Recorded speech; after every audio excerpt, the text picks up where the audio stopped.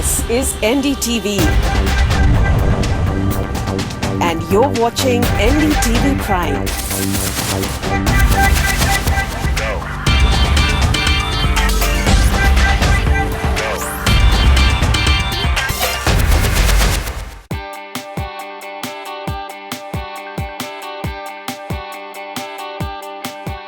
Over the years, India has produced some of the world's finest athletes.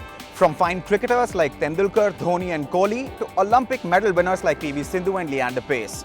And of course has hosted world-class events like IPL, Cricket World Cup and Commonwealth Games. But the understanding of sports beyond just playing at highest levels should also exist, as there is an entire industry, sports management industry, which exists around all these leagues and athletes. Hello and welcome to this special episode of Heads Up. Today on the show, we're taking a look at sports management as a field of study.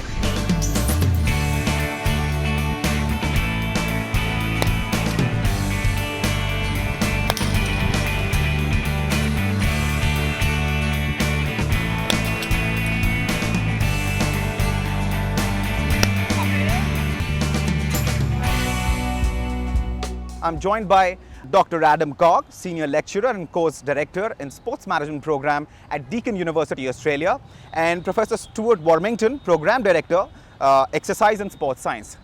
Thanks for joining us, professors. Thank you. And I want to quickly start talking about the sports management program which Deakin offers. But before I get into that, to what extent, for our viewers, would you say the sports management programs as offered by Deakin, how much of it is sports and how much of it is management? We can start with you, Professor Cogg. Certainly. So in terms of the structure of the course, at undergraduate level, about a third of the course is the pure business unit, so the accounting, finance, economics, sort of the building blocks of a business course. A third of the course is about sport, so sport-specific units, the marketing, legal, social aspects and organisational aspects, as well as facility and event management. And the course also provides some flexibility for students to also add an additional major. So that might be in another business area or from somewhere else across the university. As we move into postgraduate units or postgraduate courses, it's more likely to be closer to a 50-50 mix between the business units and the sport units. So for us, having a core understanding of the core business aspects is incredibly important for the sport industry. Largely like a typical MBA, like a typical graduation or post-graduation in a business program. Correct. So all of the courses or all of the background that you'd normally have in core business training, either at undergraduate or postgraduate level, but also touching on all of the aspects which are unique about sport. So aspects of marketing and governance and organisation, which are all very unique to sport, are a core part of our degrees as well. Australia, of course, has a very evolved sports culture. We're probably to get there. I mean, in terms of course, your rivalry is, pretty famous around the world, across the world, especially in cricket. But in terms of, the sporting culture and in terms of the ancillary industries, which have come up around sports and these big, league events, be it for cricket, be it for other sports, if you were to do a comparison between Australia and India, where would you say we are? Yeah, certainly, and certainly there's equal passion on both sides. So obviously Australia, very much a strong sporting culture, and it doesn't take long to observe that in India as well, not only in cricket, but in other sports as well. In terms of where the Indian system sits, it's quite interesting because Australia over time has built a really strong record in on-field performance, but also in the management of sport and events and facilities. Now that's something that's happened over a couple of decades in building those skills and having education programs. So we'd probably say there's aspects of the Indian system which are much like the Australian system were a few decades ago, where things like professionalisation and commercialisation, are really growing. Are really growing. Yes. So certainly there's a lot of growth in the industry. It's a great time to get involved in the sport industry in India. We're seeing lots more investment, lots more professional leagues and teams come about. Right. And to what extent do you believe that the kind of league, league events which have started not just for cricket, of course you have IPL, but then you have a Pro Kabaddi League, then you have a hockey league now, then you have a badminton. So there are all kinds of things which are happening in India. Do you think that is perhaps a catalyst which will because in terms of the number of people which are required to make all these events possible, the opportunities are huge. Absolutely. It creates an economy in itself in terms of having lots of job opportunities. Sponsors and broadcasters are really starting to realise the benefits that they can get from investing in sport as a sponsor or by investing in broadcast rights. So really, as that moves together, a catalyst is a great way to put it in terms of seeing all these aspects of the industry come together. Money and commercialisation comes to these teams and leagues. They're able to employ professionals, and the organisation of these events gets better and better because of that. Take any sport, for example. I mean, fitness has become extremely crucial. I mean, that is in fact the edge that an athlete is always looking for. So to what extent would you say a course like this prepares, be it at the bachelor's level or at the postgraduate level, prepares a student to sort of, address these kind of real life scenarios when they're interacting with an athlete? Yeah, so our course is fundamentally focused on exercise, and if we understand exercise, then we can apply it to sport. So if we can understand the fundamental biology of how we can improve fitness, then we can understand how we might apply that to a sport scenario, whether that be an endurance athlete, whether that be a resistance athlete, whether that be... Is it very science-centric? It is science-centric. There's elements of science. It's biology, there's maths, there's physiology, right, and there's some physics. Okay. But we teach these in a progressive approach. Well, for entry into our courses, we have very limited prerequisites.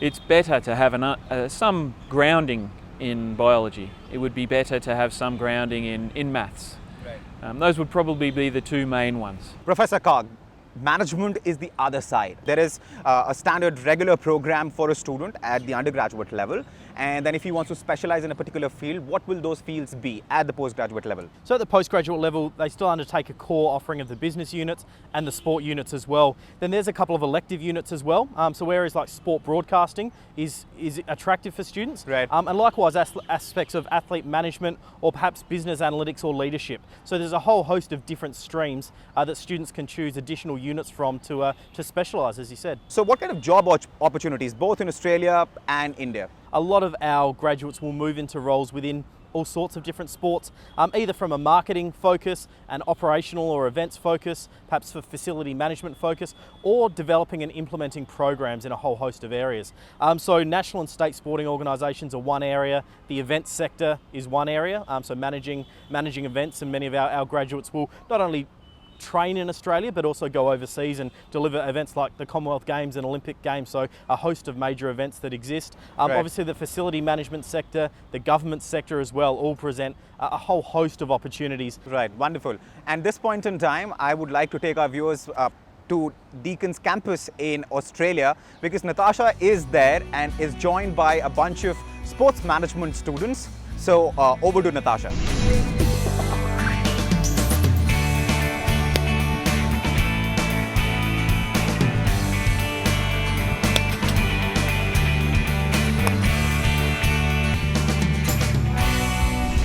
Us here are from India, and everyone but me obviously studying sports management, a reasonably new concept to many of us in India, here in Australia. You were telling me earlier that in recent years you've seen the number of Indian students, and not Asian or subcontinental, but Indian students in the classroom outnumber those from other countries. Why do you think that's happening?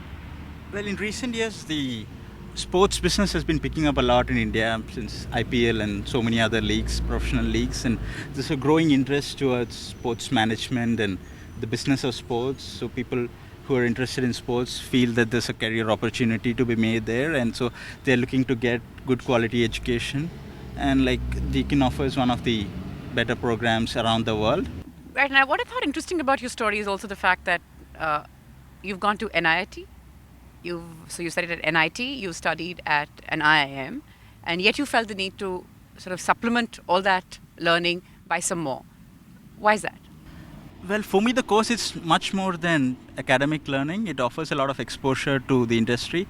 Sports industry is a very specific domain, so you need to get the exposure, especially in one of the most developed sports industries in the world that Australia has, with so many different sports. So it offers that insight into the industry. Sure. So where do you see yourself a couple of years from now? For me, specifically, I have a marketing background, so I'm looking for a specific career in sponsorship. So that's something that I'm able to specialize on. Yeah.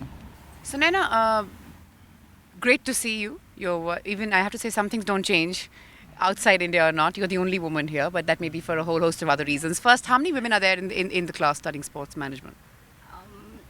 We've got a fairly balanced number of boys and girls and men and women. Also, I don't think gender. Also, once you come out, Of India, people the are subcontinent people are is much just more open different. to you. Like in terms of even getting into the industry, gender doesn't take priority, which I love about it because it's a whole like different experience altogether. And You so I jumped fields too. You were doing something else, very different. In Well, I India. was working with PVR as working in the corporate communications department. Now, well, communications is a skill that is a strength for me, and I wanted to deviate into the sport industry You also. were quite clear about that. That's Yeah, what for you sure. wanted to Because do. I've also, I've had the background of playing sport all my life, and whether That's- it was nationals in tennis or even football for my university and things Right. like that, which I continue to do so. But the whole idea is that we're also trying to get into and get an understanding of the Right. business side of it, Right. because that's where the whole change Sure. is required. Sure. Arvind, as someone who's sort of course, the winner of the NDTV Deacon Scholarship, but tell me, is it an asset if you play a sport in sort of understanding Not the really, course, or because is it a prerequisite? no. Look, from But India, all of you, most of you do, not Yeah. all, but most do. most of us Is that a do. coincidence? No, probably is, because we are more like everyone now consumes sport. Like back in like 3-4 years or 5 years ago, social media or anything, we were not able to consume sport as much as what we're able to do today. The market has just changed drastically. Now sports management is becoming so big that you have the market for it is just not with athletes, not around Right. the clubs and all. It's even about engaging the fans. It's about fan merchandise. It's about everything else today. Business of sport So, is also yeah, as big a deal as the sport itself. So now broadcasters are like seriously going into like trying to get the sport to every part of the country and Right. to engage the fans. So that is something. So you don't really have to play sport. Right. So I know people who are just doing their job, but then every day know more about sport than actually people who are working in the sport industry. So I that's see. How did you choose to be here? How did you choose to be studying what you are? And Um, why? So I come from economics background, right? I did my bachelor's in economics, then I worked with KPMG for a couple of years. So I had, All the more now, the dots are not adding up. yeah, so it was a pretty big switch, but for me it was just, following something that I was really passionate about, because I had been thinking about this for a long time. Just the more I worked in economics, more I realized that's not my And what field. was the family reaction like? Initially they were shocked because my mom thought What's I wrong was with him? kidding or something like that. Yeah. But eventually they did get around to it, because I once I told them that this is what I'm passionate about and this is what I want to get into. So they were like, yeah, go ahead if that's what makes you happy. Despite all their misgivings, parents usually Yeah. do come around Come around, yeah. once you can convince them. But making the shift, moving all the way, what did that involve? What are the kind of things that you had to sort of work on on the family front here for yourself? You mean like the shift from India to Australia? Yeah, like, Well, was there a lot of, like long dinner table conversations around how you'd manage. And Well, do's you and don'ts? definitely have a very panic-stricken mother, but apart from that, you've got a whole lot of things that the family thinks of, right from finances to you going away. But it's just that, when you know that you have to make it work, we all just come together as a family to try and make it work for me as well as for them. We're wrapping up, but the one thing you miss about being back home, besides the food, guys, I know the food is number one.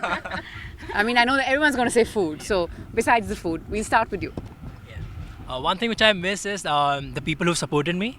Okay. Because it was a long journey. It was a very tough journey to come here and have to convince a lot of people and myself itself. Yeah. So That is the really people who have tough. supported me, so I've missed them, yeah. For me, I've been moving around for a while now, so it's nothing specifically I miss. The luxuries of being extremely comfortable and like just getting out wherever you want in your car. And it's a little different here. I think it's the same, friends, family, food, and probably driving, because I don't have a car here and it's just using public transport to get everywhere. Yeah. One of my friends really put it really nicely. She was coming from India to Melbourne again. She went back for during the break, and she put a hashtag from royalty to slavery, which I think really like puts it. Right. Well, thanks very much, guys, and good luck with the slavery, as it were. If you keep slogging hard, you will achieve all that success. Pleasure talking to you guys. Thanks so much for your time, and all the very best.